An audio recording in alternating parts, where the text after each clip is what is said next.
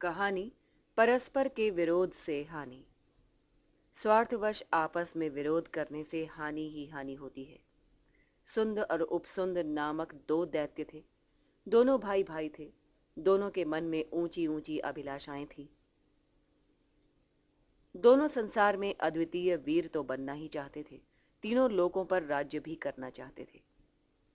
दोनों ने विचार किया, इस प्रकार तो तीनों लोकों पर राज्य नहीं किया जा सकता। इसके लिए तप करके किसी का वरदान लेना आवश्यक है। देवताओं में शिवजी ही ऐसे हैं जो शीघ्र ही प्रसन्न हो जाते हैं और बड़े भोले भाले भी हैं। अतः उन्हीं की प्रसन्नता के लिए तप करना चाहिए। सुंद और उपसुंद दोनों वन में जाकर शिवजी को प्रसन्न करने के लिए तप करने लगे। तप पर शिवजी प्रसन्न हुए।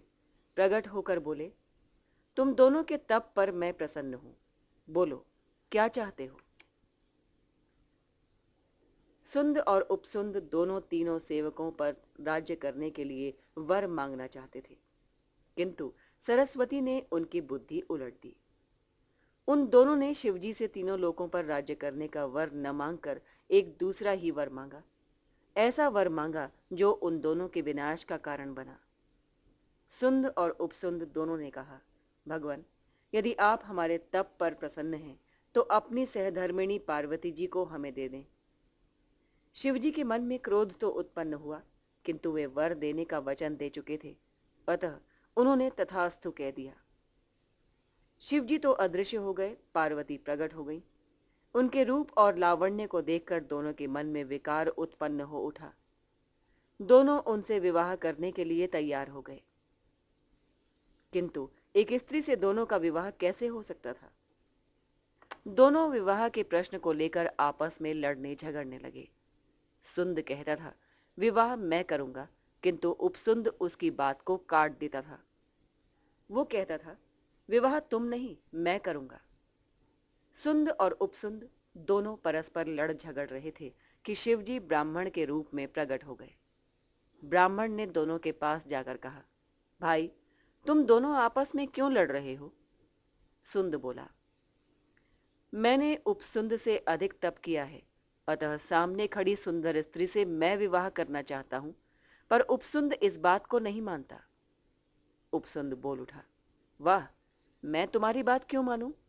मैंने तुमसे कहीं अधिक तप किया है, अतः इस सुंदर स्त्री से विवाह तुम्हारा नहीं, मेरा होगा। दोनों की बातों को सुनकर ब्राह्मण रूपधारी शिवजी मुस्कुरा उठे। उन्होंने मुस्कुराते हुए कहा, अरे भाई, किसने अधिक तप किया है और कौन सबसे अधिक बलवान है, इस बात का निर्णय तो बातों से नहीं हो सकता। जब तक तुम दोनों आपस में युद्ध नहीं करोगे, कैसे पता चलेगा कि कौन अधिक वीर है और किसने अधिक तप किया है? ब्राह्मण रूपधारी शिवजी की बात दोनों को जंच गई।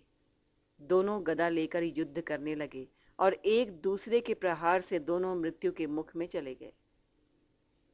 यदि दोनों स्वार्थवश परस्पर विरोध न करते तो उनका ये हाल न होता।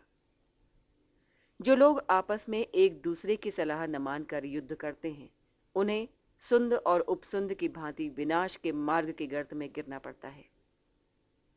कहानी से शिक्षा, भगवान से कोई ऐसी चीज नहीं मांगनी चाहिए जो अपने लिए शोभा न देती हो। स्वार्थवश आपस में विरोध नहीं करना चाहिए। आपस में एक दूसरे की सलाह पर ध्यान देने से लाभ होता है। जो लोग स्वार्थवश आपस में लड़ते हैं, उन्हें हानि उठानी पड़ती है। कहानी समाप्त।